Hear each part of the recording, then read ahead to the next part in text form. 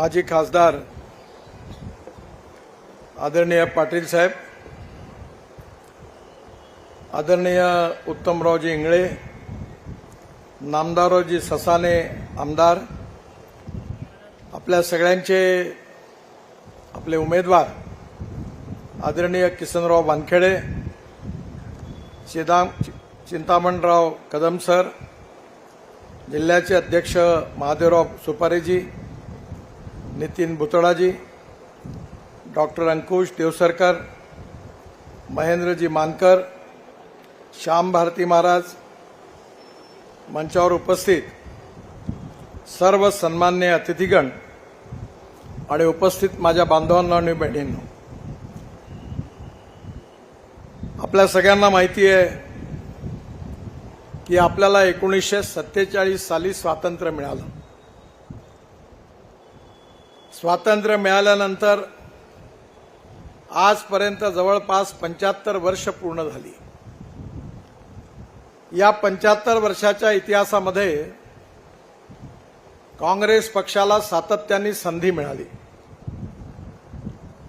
ग्रामपंचायत काँग्रेसची होती, पंचायत समिती काँग्रेसची होती, जिल्हा परिषद काँग्रेसची होती, नगरपालिका काँग्रेसच्या होत्या, महानगरपालिका काँग्रेसच्या होत्या, मुंबईत राज्य काँग्रेसचं होतं आणि दिल्लीत राज्य काँग्रेसचं होतं.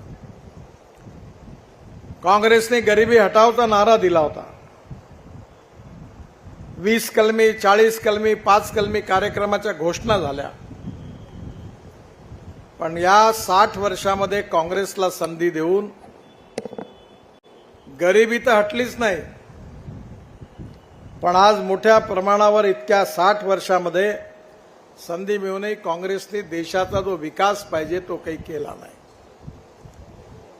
जर गरिबी हटली तर ती त्या काँग्रेस पार्टीच्या नेत्यांची, कार्यकर्त्यांची, त्यांची मात्र गरिबी जरूर हटली. आणि म्हणून या 60 वर्षामध्ये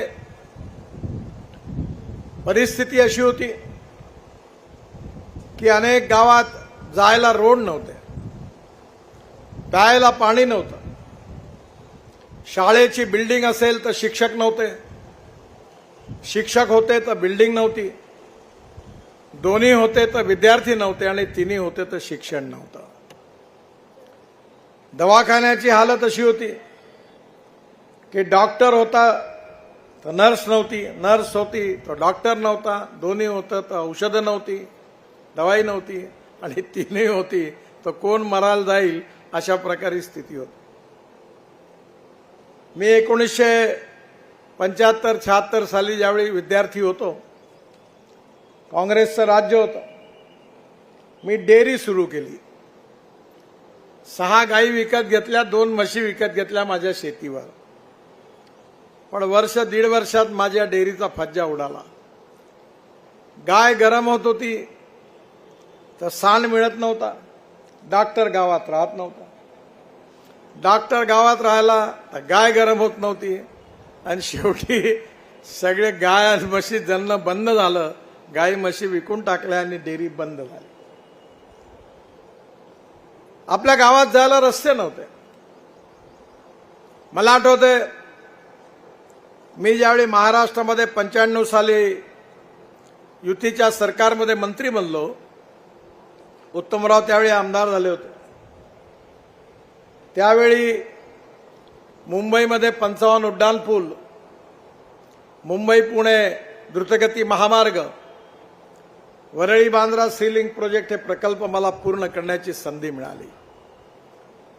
आणि त्यानंतर मला अटल बिहारी वाजपेयी जेव्हा प्रधानमंत्री झाले त्यांनी मला दिल्लीला बोलवलं आणि त्यांनी मला सांगितलं की नितीन, तू आता शहरात पुष्कळ कामं केली, पण हिंदुस्थानमधल्या आपल्या गावांना जायला चांगल्या मजबूत सडक नाही आहेत, रोड नाही आहेत, तू याकरता एक योजना तयार कर. त्यांनी माझ्यावर जबाबदारी टाकली आणि त्यावेळी पहिल्यांदा 3 महिन्यामध्ये एक कमिटी तयार झाली. त्यात नाबार्डचे अध्यक्ष होते, रिझर्व्ह बँकचे डेप्युटी गव्हर्नर होते, मी कमिटीचा अध्यक्ष होतो. आम्ही एक योजना तयार केली आणि ती योजना आज देखील फ्लॅगशिप योजना आहे. त्या योजनेचं नाव होतं प्रधानमंत्री ग्राम सडक योजना. अनेक गावांना या योजनेतून रस्ते झाले. हिंदुस्थानमध्ये 6.5 लाख गाव आहेत. त्यापैकी जवळपास 3.5 लाख गावांना पहिल्यांदा मजबूत रस्त्यांनी जोडण्याचं काम हिंदुस्थानच्या इतिहासामध्ये कोणी नेत्यांनी केलं असेल तर त्याचं नाव अटल बिहारी वाजपेयी आहे. पण काँग्रेसचं राज्य आल्यावर त्यांनी कधी याचा विचारच नाही केला. भिलाईचा कारखाना उघडला, हॉटेल उघडले, सगळ्यांनी दिवाळं पिटलं, विमानं चालवली. खरं म्हणजे या क्षेत्रामध्ये इन्व्हेस्टमेंट करायची काही गरज नव्हती. ज्यावेळी सरकारच्या हातात विमान वाहतूक होती तेव्हा नागपूर ते मुंबई तिकीट 8,000 रुपये होतं आणि जेव्हा प्रायव्हेट एअरलाईन्स आल्या तर विमानाचं तिकीट नागपूर मुंबईचं आता 3,500 आणि 4,000 रुपये ते मिळते. पण सरकारमध्ये चुकीची इन्व्हेस्टमेंट केली आणि गावाकडे लक्ष दिलं नाही. गाव, गरीब, मजदूर, शेतकऱ्यांच्या हिताचा विचार केला नाही. काँग्रेसने फक्त जातीवादाचं आणि सांप्रदायिकतेचं जहर कालवण्याचं काम केलं. गरिबी, भूकमरी, बेरोजगारी ही आपली समस्या आहे. आज शेतकऱ्याच्या मालाला चांगला भाव मिळत नाही. आज गावातल्या तरुण मुलाच्या हाताला काम नाही आहे. येणाऱ्या काळामध्ये अनेक गावामध्ये आपल्या इथे विजेचा पंप आहे पण त्याला वीज 24 तास मिळत नाही. या सगळ्या समस्या सोडवण्याचा भारत सरकारमध्ये मोदीजीच्या नेतृत्वाखाली आम्ही प्रयत्न केला. आज विशेषतः मला आनंद आहे की ज्यावेळी मी जलसंवर्धन खात्याचा भारत सरकारमध्ये मंत्री होतो तेव्हा महाराष्ट्रामध्ये 50 पेक्षा जास्त काम झालेले प्रकल्प बंद पडलेले होते. मी प्रधानमंत्री सिंचाई योजना तयार केली. त्यातून 6,000 कोटी रुपये आणि 6,000 कोटी रुपये जे प्रकल्प 50% वरती पूर्ण झाले ते पूर्ण करण्याकरता महाराष्ट्र सरकारला दिले आणि ज्यातून हे प्रकल्प पूर्ण झाले आणि पाण्याची सोय मराठवाडा, विदर्भात अनेक प्रकल्प असे होते. यवतमाळ जिल्ह्यातले छोटे छोटे प्रकल्प होते. बुलढाणा जिल्ह्यातला जिगावचा प्रकल्प होता, त्याला 4,000 कोटी दिले आणि या सगळ्यांमधून शेतकऱ्याला सिंचनाकरता पाणी कसं उपलब्ध होईल याचा प्राधान्याने विचार केला. एक गोष्ट आपण सगळे लक्षात ठेवा की माणसाच्या जगण्याकरता जेवढी ऑक्सिजनची गरज आहे तेवढीच गरज शेतकऱ्याला पाण्याची आहे. आणि जोपर्यंत आपल्या शेतामध्ये आपण पूर्ण इरिगेशन करणार नाही तोपर्यंत शेतकऱ्याची गरिबी आणि भूकमरी दूर होऊ शकणार नाही. आणि म्हणून आपण महाराष्ट्रामध्ये, देशामध्ये NHAIच्या वतीने मी 1,000 आपल्या इथे NHAIचं काम करत असताना माती लागतो, मुरुम लागतो. शेतकऱ्यांनी जर परवानगी दिली तर अमृत सरोवर बनवले. बुलढाणा ते अजिंठ्यामध्ये पूर्ण रस्त्यावर नदी नाल्यांचं खोलीकरण, रुंदीकरण केलं. अकोल्यामध्ये पंजाबराव कृषी विद्यापीठामध्ये 36 तलाव फुकट बांधून दिले. आता परभणी विद्यापीठामध्ये तलाव बांधून दिले आणि महाराष्ट्रामध्ये कमीत कमी 2 लाख हेक्टरपेक्षा जास्त जमीन पाण्याखाली आली. मी डॉक्टर नाही आहे पण मला 9 डॉक्टरेट डिलीट्स मिळाल्या. पंजाबराव कृषी विद्यापीठाची मिळाली, परभणीची मिळाली, राहुरी कृषी विद्यापीठाची मिळाली, बाबासाहेब आंबेडकर संभाजीनगर औरंगाबाद विद्यापीठाची मिळाली आणि ह्या ज्यातल्या डिलीट्स डॉक्टरेट मिळाल्या त्यातल्या 9 पैकी 5 डॉक्टरेट कृषी विज्ञानाकरता मिळाल्या. त्यामुळे मी तुम्हाला सांगतो ही गोष्ट जरूर लक्षात ठेवा की आपण जेव्हा एखादा माणूस सरकारी नोकरी करतो तो काय करतो, दर महिन्याला पैसे डिपॉझिट करतो बँकेमध्ये आणि रिटायर्ड झाल्यावर त्याला 5-10 लाख रुपये जेव्हा मिळतात ते बँकेत डिपॉझिट करतो आणि मग त्याच्या व्याजावर आपला उदरनिर्वाह रिटायर्ड झाल्यावर करत असतो. पण आपण पाणी कधी डिपॉझिट नाही करत. खूप पाऊस येतो, पूर येतो, पुरामुळे आपली गावं बेचिराख होतात, उद्ध्वस्त होतात आणि त्यानंतर पाणी निघून जातं आणि ज्या गावात पूर येतो त्या गावात डिसेंबर, जानेवारी, फरवरी, मार्च, एप्रिल, मे या काळात दुष्काळ पडतो. आणि म्हणून आपण एक मुवमेंट चालवली की धावणाऱ्या पाण्याला चालायला लावा, चालणाऱ्या पाण्याला थांबायला लावा आणि थांबलेल्या पाण्याला जमिनीला प्यायला लावा. गावातलं पाणी गावात, घरातलं पाणी घरात, शेतातलं पाणी शेतात. एवढा फायदा झाला की नागपूर जिल्ह्यामध्ये धापेवाड्याला माझी शेती आहे. त्या ठिकाणी नदी होती. नदीचं खोलीकरण, रुंदीकरण केलं आणि माझी विहीर, 3 विहिरी माझ्याकडे होत्या. मार्च एप्रिल महिन्यात 1 तास फक्त पंप चालायचा. पण त्या ठिकाणी नदीचं खोलीकरण, रुंदीकरण केल्यामुळे त्या ठिकाणी आता माझ्या विहिरीवर भरपूर पाणी आहे. भारत सरकारच्या योजनेतून सोलर पंप 7.5 हॉर्स पॉवरचे 3 पंप मी घेतले आणि आज माझ्याकडे 8 तास 10 तास पाणी आहे. एका एकरामध्ये 88 टन ऊस झाला, 10 एकरात 880 टन. एका एकरामध्ये 11 क्विंटल सोयाबीन झाला. आणि आता माझ्याकडे जी तूर आहे ती 6 फुटापेक्षा उंच आहे. आणि याचं कारण असं की आता शेतकऱ्याला शेतीमध्ये उत्पादन वाढायचं कसं ते समजून घेतलं पाहिजे. आज आपल्याला माहिती आहे की कापूस स्वस्त आहे, कापड महाग आहे. गहू स्वस्त आहे, ब्रेड बिस्किट महाग आहे. टमाटर, संत्रे स्वस्त आहे, ज्यूस महाग आहे. कारण शेतमालावर प्रक्रिया करणारे उद्योग नाही आहेत. आणि त्याहीपेक्षा सगळ्यात महत्वाची गोष्ट म्हणजे आपल्या इथे शरद जोशी शेतकरी संघटनेचे नेते, महान विचारक होते. मी पण त्यांचा विचाराचा समर्थक होतो. त्यांनी सांगितलं की आता आपण ग्लोबल इकॉनॉमीमध्ये आहे. आता कापसाचा भाव, गव्हाचा भाव, तांदूळाचा भाव, सोयाबीनचा भाव ठरवणं आपल्या हातात नाही. मक्याचा भाव अमेरिका ठरवते. साखरेचा भाव ब्राझीलमध्ये ठरतो. तेलाचा भाव, सोयाबीनचा भाव अर्जेंटिनामध्ये ठरतो. आणि म्हणून येणाऱ्या काळामध्ये आपल्याला आपलं क्रॉप पॅटर्न बदलवलं पाहिजे. पाण्याची उपलब्धता केली पाहिजे. आपल्या भारत सरकारने ड्रोन आणले.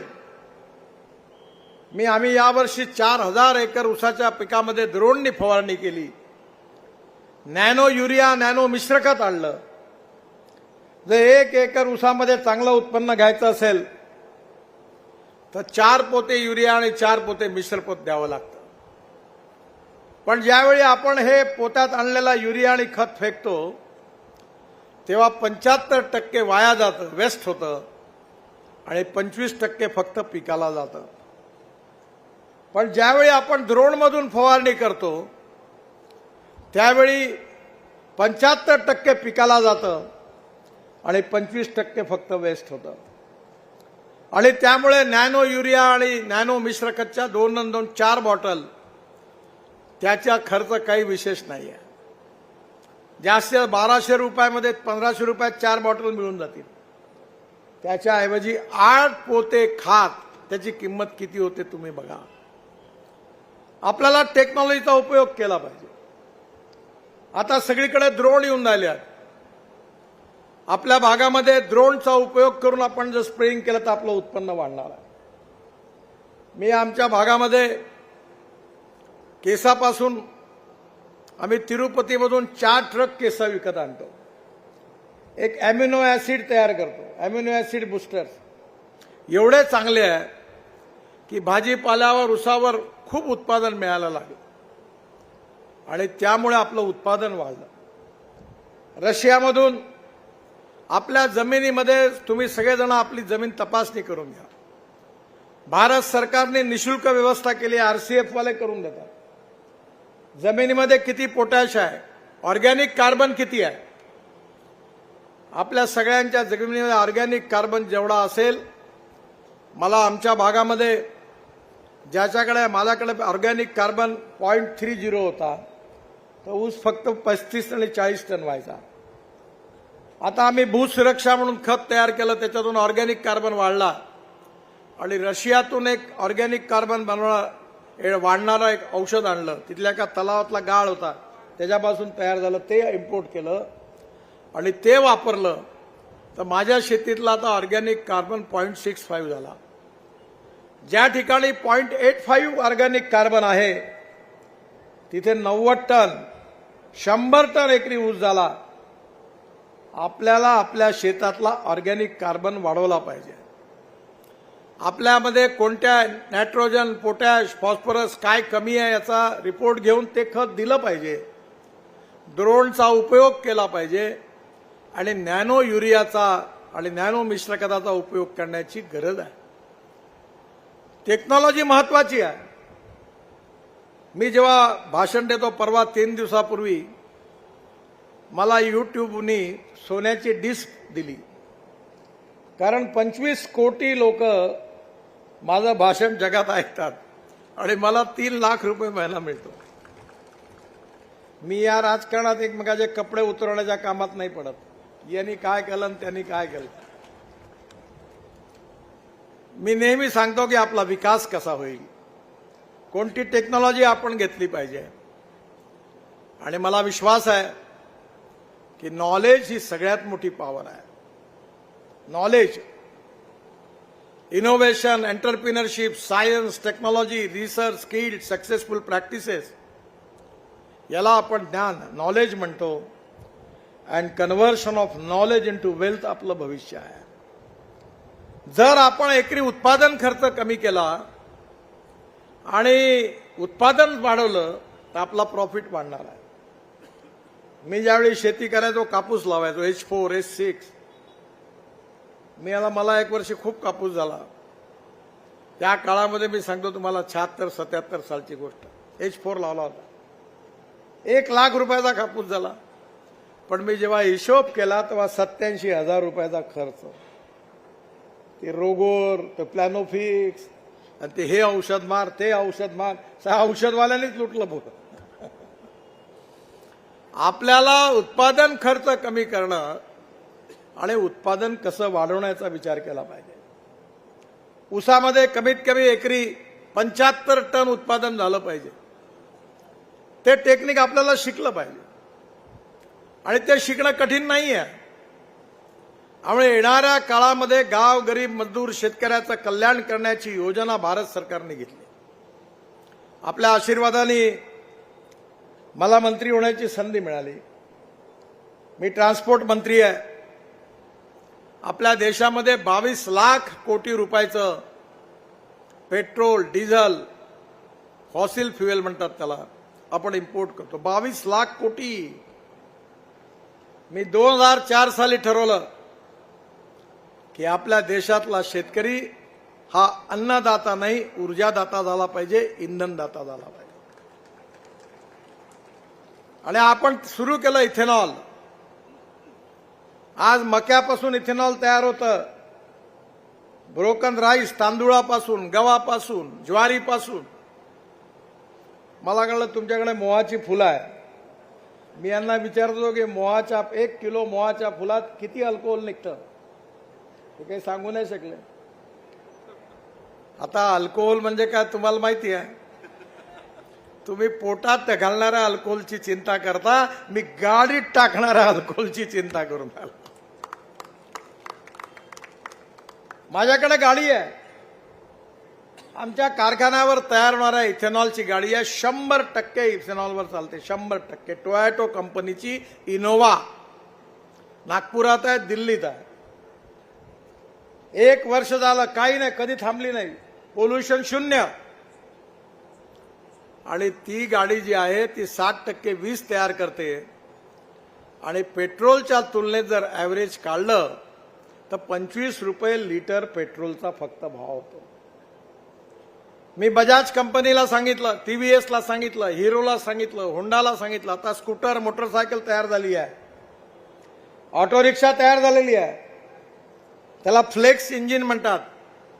आणि 100% या देशातला शेतकरी जो इथेनॉल तयार करेल त्याच्यावर आता पेट्रोल बंद होणार आहे. हळूहळू इंडियन ऑइल आता 400 इथेनॉलचे पंप सुरू करणार आहे.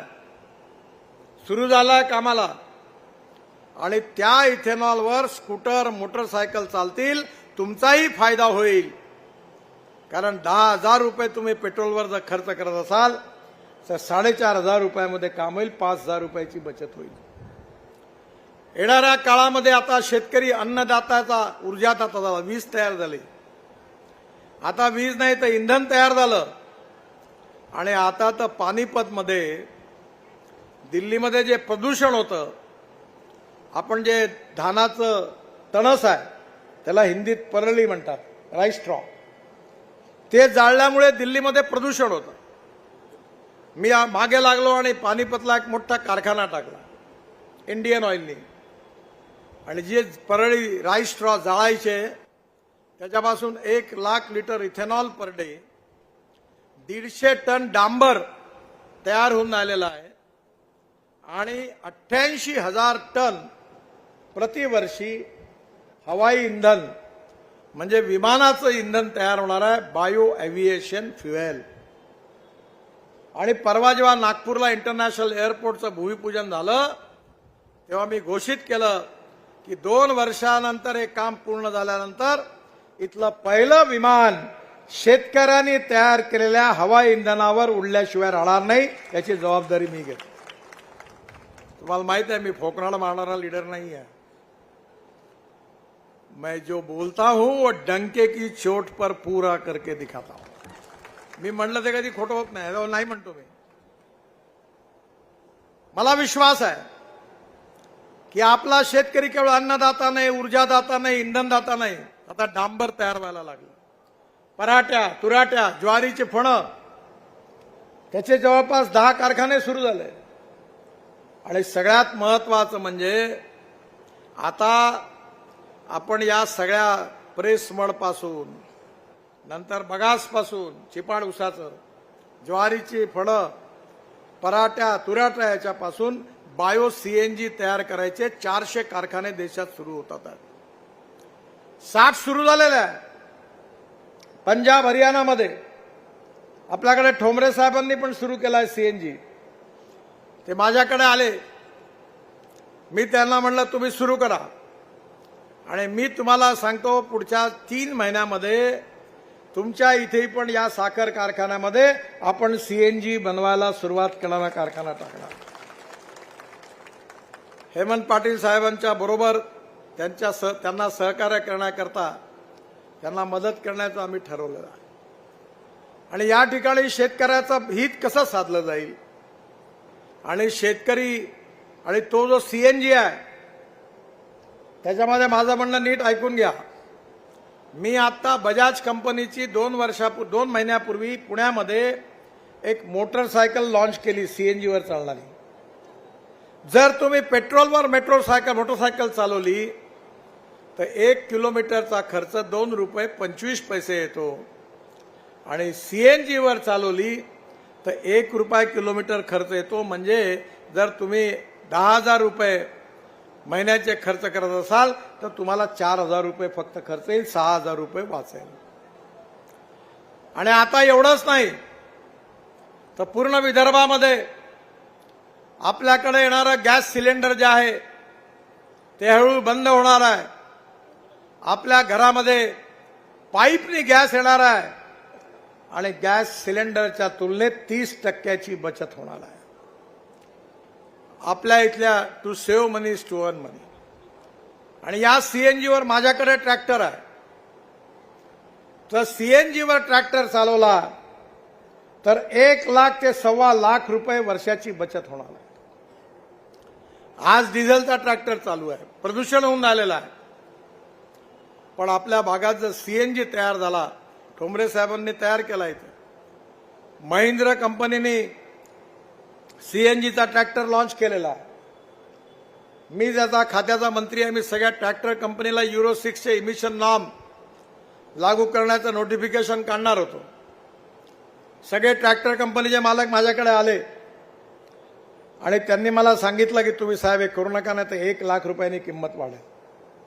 माझं ऐका, तुम्ही इलेक्ट्रिकवर चालणारं, इथेनॉलवर चालणारं, सीएनजीवर चालणारं आणि हायड्रोजनवर चालणारं ट्रॅक्टर तयार करा, तर मग मी तुमची गोष्ट ऐकील. 2 वर्षाच्या आत मला हे ट्रॅक्टर पाहिजे, नाही तर मी हा कायदा केल्याशिवाय राहणार नाही. ते कामाला लागले आहे आणि आता हे सगळे येणार आहे. हा शेतकरी आता हायड्रोजन तयार करणार आहे.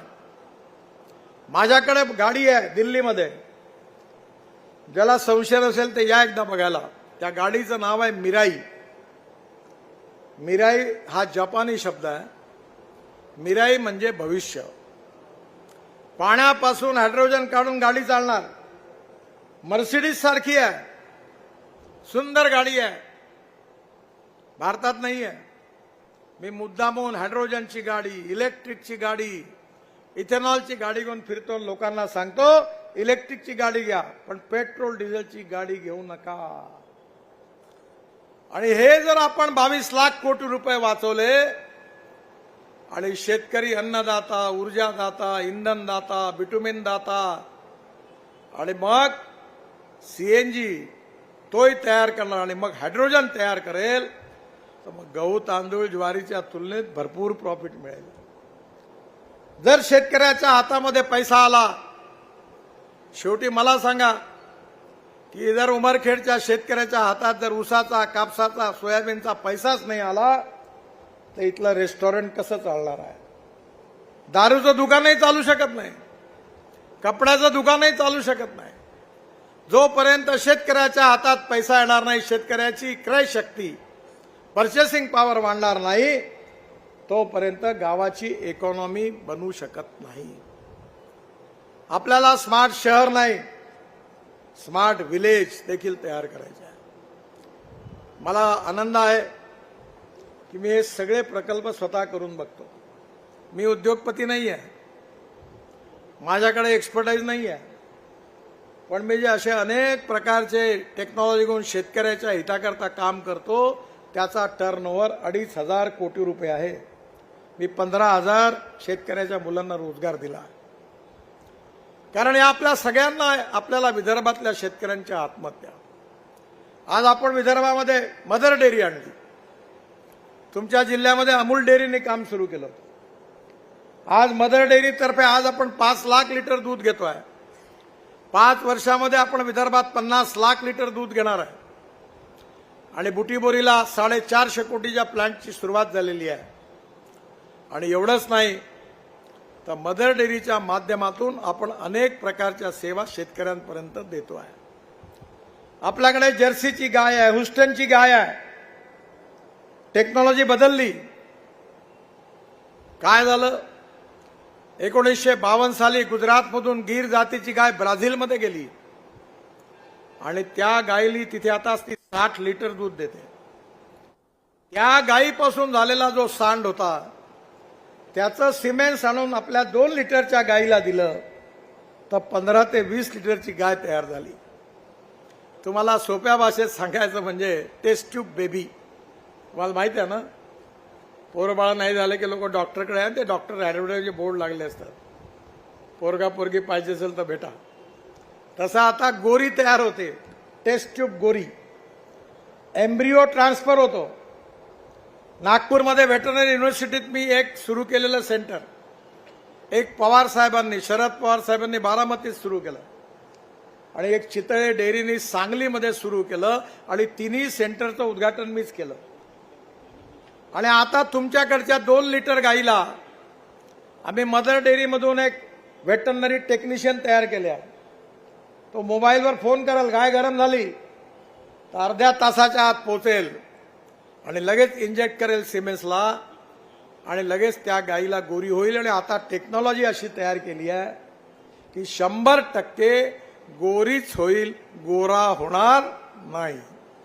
आणि तुमच्याकडे जर 20-20 लिटर देणाऱ्या 8-8, 10-10 गायी जर शेतकऱ्याकडे झाला तर कशाला शेतकरी आत्महत्या करणार आहे? आपल्याला विदर्भामध्ये दुधाचं उत्पादन वाढवायचं. ज्याला कापूस लावायचा त्याला लावू द्या, सोयाबीन लावायचा लावू द्या, ऊस लावायचा त्याला लावू द्या. आज वर्धा जिल्ह्यामध्ये काल मी होतो, नेपियर ग्रास लावला लोकांनी, फॉर्मर प्रोड्यूस कंपन्या तयार केल्या आणि आज त्या ठिकाणी वर्षभर हिरवा चारा उपलब्ध झाला. माझी विनंती आहे की 22 तारखेपासून ॲग्रो व्हिजन आहे, 3 लाख शेतकरी येतात, 40 विषयावर वर्कशॉप होतं, आपण जरूर या. हा विदर्भ समृद्ध झाला पाहिजे, संपन्न झाला पाहिजे, शेतकऱ्यांच्या आत्महत्या थांबल्या पाहिजे, उत्पादन खर्च कमी झाला पाहिजे, तरुण मुलाच्या हाताला काम मिळालं पाहिजे, गावं समृद्ध संपन्न झाली पाहिजे. हा कार्यक्रम घेऊन भारत सरकारमध्ये आणि महाराष्ट्र सरकारमध्ये आपल्या सगळ्यांना काम करायचं आहे. महाराष्ट्र सरकारने 15,000 गायी शेतकऱ्यांना देण्याची योजना तयार केलेली आहे. आणि मी म्हणलं गायी कुठं आहे, तर म्हणे गुजरात आणि हरियाणा राजस्थानात विकू. म्हणलं का? म्हणलं आपल्या इथे जसा पोल्ट्री फार्म आहे, गोट फार्म आहे, तसे काऊ फार्म तयार करू आणि आपल्या इथल्या लोकांना सगळ्या सोयी सवलती देऊ. प्रत्येक शेतकरी 10-10 गायी 20-20 लिटरच्या तयार करेल, हे लाख सव्वा लाख रुपयाला विकेल आणि तो शेतकरी समृद्ध संपन्न होईल. हे आपण केलं पाहिजे. मी नागपूरला आमच्याकडे संत्रा भरपूर आहे, संत्र्यापासून बर्फी तयार केली आहे आणि माझी इच्छा आहे की ही आपली संत्री नागपुरी संत्र्याची बर्फी जगात गेली पाहिजे.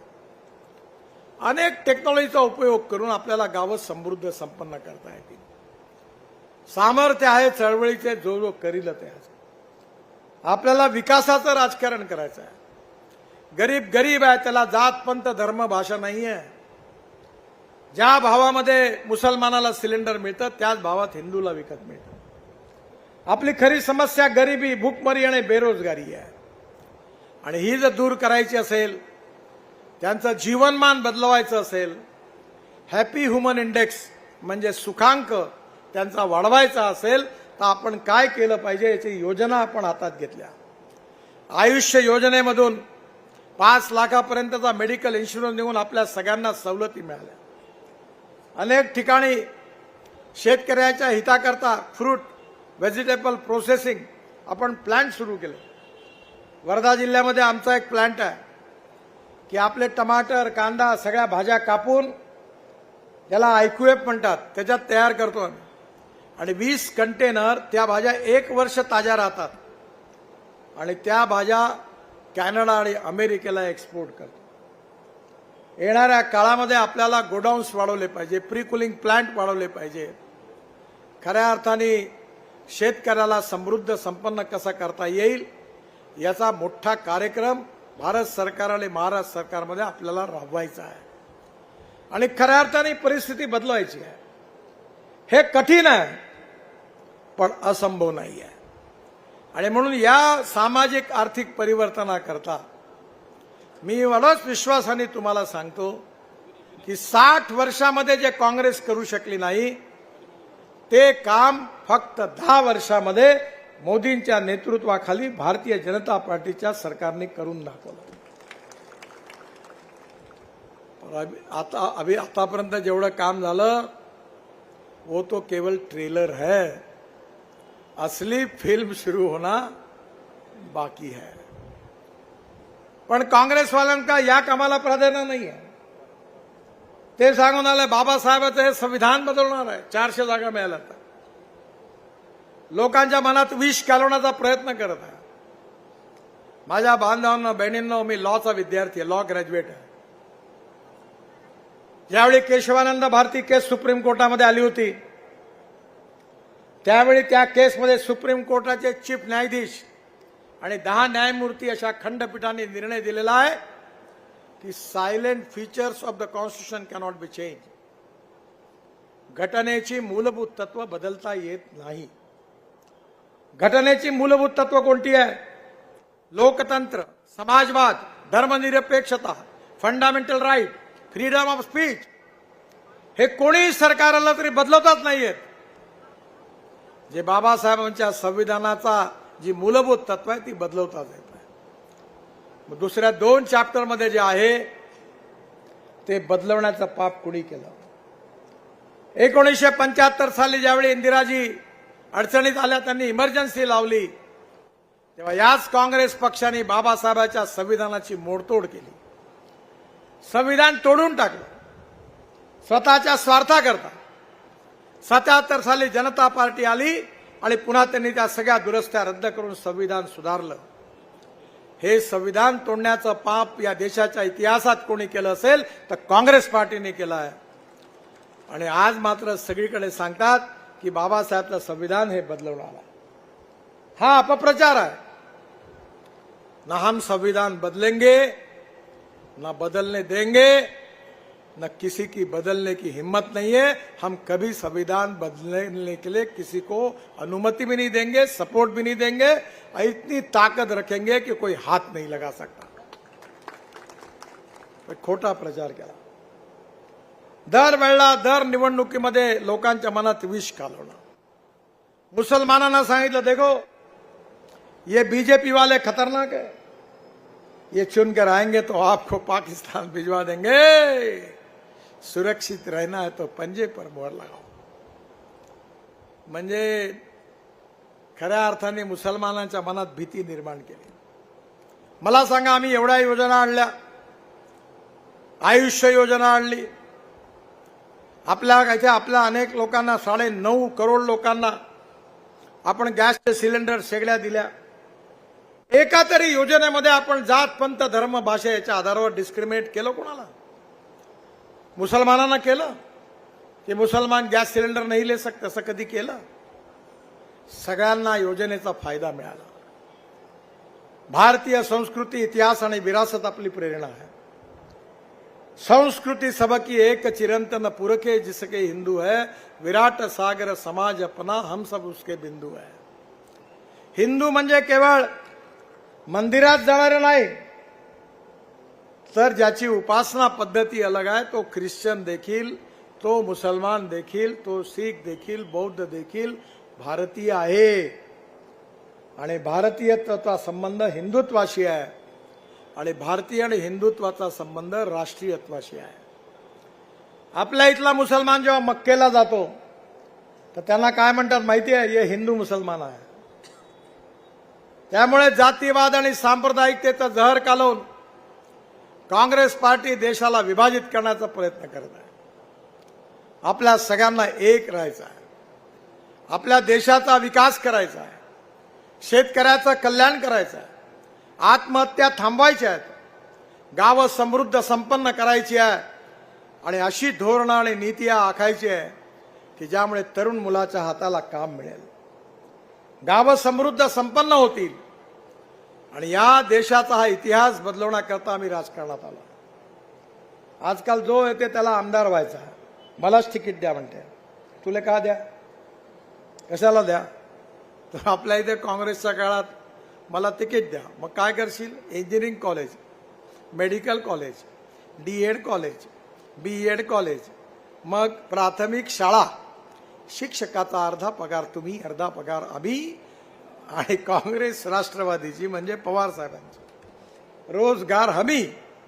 आणि पुन्हा तुमच्याकडे आले का ते तमाशातलं चोनक जसे डायलॉग मारते ना, बाबासाहेब आंबेडकर, महात्मा फुले, शाहू महाराजांच्या महाराष्ट्रामध्ये. काय महाराष्ट्र, लोकांना किती दिवस मूर्ख बनवाल तुम्ही? सत्य समजून घेण्याची तुम्हाला गरज आहे. आणि म्हणून तुमच्या सगळ्यांनी निर्धार करून या ठिकाणी आपण सगळ्यांनी भारतीय जनता पार्टीला सहकार्य करावं. आपले उमेदवार किसनराव वानखेडे यांच्या कमळाच्या फुलाची बटन आहे ती दाबून त्यांना विजयी करावं म्हणून विनंती करण्याकरता मी आपल्याकडे आलो आहे. मला आज 7 सभा आहेत. इथे जरा उशीर झालेला आहे त्यामुळे मला जायचं आहे. मी पुन्हा एकदा आपल्या सगळ्यांना धन्यवाद देतो. माझ्याबरोबर जोरात म्हणा, भारत माता की, भारत माता की, भारत माता की. भारतीय जनता पार्टीचा, भारतीय जनता पार्टीचा, भारतीय जनता पार्टीचा, महायुतीचा. धन्यवाद, नमस्कार. एक सांगायला विसरलो, उद्या आमच्या इकडे कारखाना जो आपण हेमंत पाटलांबरोबर चालवतोय तो सुरुवात होणार आहे. आणि या ठिकाणी जर नक्की 5 लाखाच्या वरती झालं तर पुढल्या वर्षी याचं गाळप दुप्पट केल्याशिवाय राहणार नाही. या कारखान्याच्या विकासाकडे मी पूर्ण लक्ष देईन आणि या कारखान्यामुळे आपला उमरखेडचा आणि हा सगळा परिसर समृद्ध व्हावा, संपन्न व्हावा, इथल्या शेतकऱ्यांना चांगले दिवस यावे म्हणून मी हेमंत भाऊंना मदत करण्याकरता या ठिकाणी पूर्णपणे येणार आहे. तुमचा कारखाना आज मी अजून बघितला नाही, पुढच्या वेळी आलो की नक्की कार्यक्रमाला येईल, तेव्हा भेटीन. पुन्हा एकदा आपल्या सगळ्यांना शुभेच्छा. धन्यवाद. नमस्कार. Subscribe now and press the bell icon. Never miss an update.